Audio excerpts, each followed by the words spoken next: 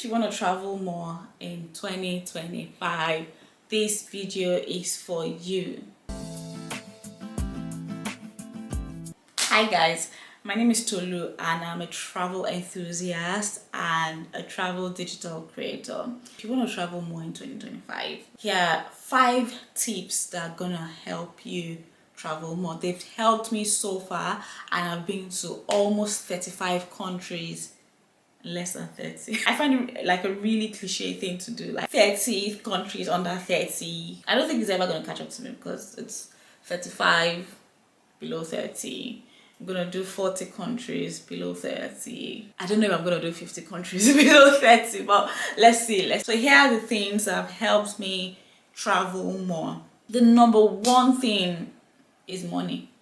Have money. But no, I was joking about having money. You need to be able to budget. I'm not saying you have to be a budget traveler. Even if you have to travel on a budget, there's no shame in being a budget traveler. There is no shame in staying in a hostel when you travel, as long as that's what works for you. When I do my budget travel, I try to weigh the pros and cons of places I want to visit. So when I say budget traveling, maybe I'll go to like countries that spend lower currencies than the currency I spend. So I live in the UK and I used to live in Ireland, so generally countries in Eastern Europe like Czech Republic, Romania, Bulgaria, Hungary, their currency power would be significantly less than the country I live in. That means that when I get there, I can automatically spend more. Go to countries that have lower spending power. That way, you're able to do more with the amount you have. You should also put money in like a travel fund. If you've got £20 you think you can spare, put this in a travel fund. Eventually, all of these monies that you're not even thinking about, they all add up. They all add up and eventually become something enough for you to travel. All right. Number 2 that works for me, and if you know me and you follow me on socials, you know that this is a very important part. Combine countries, especially if you're in Europe. If you travel to Europe or like Southeast Asia or some other countries, it's always best to combine countries. For example, if I'm in Canada, I'll try to go to the US. If you're in Toronto in Canada, you can go to Buffalo by car in the US. That way you've done 2 countries easily. It's in your portfolio, you have it in the bag. If you're in Thailand, you can go to Vietnam. That way you've done 2 countries, that's out of it. If you're in Nigeria, you can go to Ghana, you can go to Togo, you can go to Benin Republic. You just need to combine countries together, and that way eventually it becomes something. You get to see the world more. You can go to different continents. You can go to Australia and go to New Zealand together and just combine all of these together. This would apply to Europeans. Take advantage of weekend trips. Bank holiday trip. If you've got a bank holiday on Monday, you can travel on a Friday. A quick trip to Italy. Explore Milan. Explore Lake Como. That way, it's not even really taking a huge chunk of your annual leave, right? A quick trip to the Netherlands. You can do Amsterdam. You can do Rotterdam. You can do all of these countries. Quick weekend trip. Friday to Sunday, you're back. You can leave with the first flight on a Friday and come back with like maybe the last flight or the first flight, depending on how you want to rest on Sunday. That way you've conquered the country you want to go to. Another thing I find very important is if you're like me and you have like something we call a weak passport. Like I have a Nigerian passport. A Nigerian passport can only take you to about 40 countries visa free. I'm not too sure. So if you're like me, what I would advise you is, as much as possible, gather as many strong visas as you can. You want to get the US visa because the US visa would easily get you into Mexico. It will get you into some countries that you would usually not be able to get into. You need to get a Schengen visa. A Schengen visa would easily, within Europe alone, into about 40 European countries. Outside of Europe, a Schengen visa easily can get you into a few countries. That would solve a lot of hassle, like a lot of headaches. That way you can take advantage of a few, quick trips, group trips, deals, and all of that. Another thing you want to take advantage of is airline deals. Airline deals are so slept on.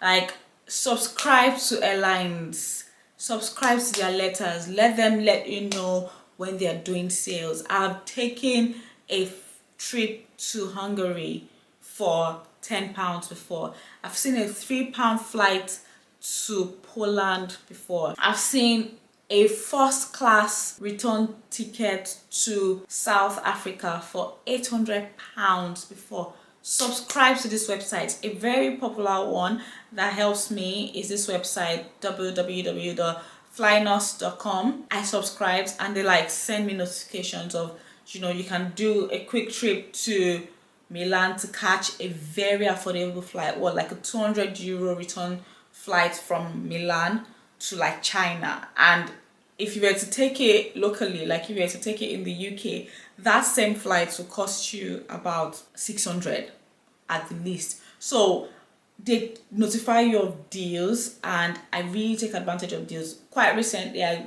traveled to Gibraltar, and it was one of those websites that informed me of like a weekend £250 trip, flights. I was gonna fly BA, they were gonna put me in a first class hotel, breakfast included, all of that for £250. And take advantage of airline deals so bad. I cannot emphasize this enough. This will save you money. You get to go to countries you really want to, or even if you don't really want to, you'll be like, it would make you consider seeing these countries, and that way you can experience the culture, you can travel more, you can be more exposed. That really helps. So take advantage of airline deals. Another thing you need to take advantage of when it comes to airline is stopover programs, like Qatar Airways, Etihad, and a few other airlines do a stopover program where you can stop in the country to explore the country, and they give you hotel, usually 4 to 5 star hotels for really affordable rates. So you're stopping over in the country, you can spend 2 days, explore the country, and then fly out. Very easy at like no extra, little or no extra cost to you. I found this very effective because I mean, you're going to lay over in the country anyway. If you've got spare paid time off, if you've got like a holiday to just spend 2 days in the country, why not just do it since you're already there? I found that works, and that helps you explore more countries. I like that airlines are jumping on the stopover program bandwagon, which I think is promoting tourism. Finally, another hill I am willing to die on. Guys, get a credit card or join a reward program. Let me explain. Getting a credit card, I use Amex, and this in turn gives me back points for every amount I spend. These points can be used towards booking a flight or booking hotels. Now, and when I say joining a loyalty program, you can decide to fly only KLM. That way, when you fly, you get the miles back, right? You can always put these miles towards other flights. Also, if you always fly BA, or if you have the BA card, or all of these things, whenever you fly, whenever you spend money on these cards, or whenever you fly, you can always use these points to literally travel for free. If you've got enough points that can easily pay the price of that flight, isn't it just best to do so? All these flight fees, you're not paying all of these monies, and it's not even contributing towards anything. If you're going to travel, make it count. Even if you're going to fly like Ryanair or all these budget airlines, you can use your Amex card or all of these other cards that give you points back. That way you don't lose in any way. I hope this helps you travel more in 2025, in 2026, in 2027. Whenever you're seeing this, I hope this really helps you.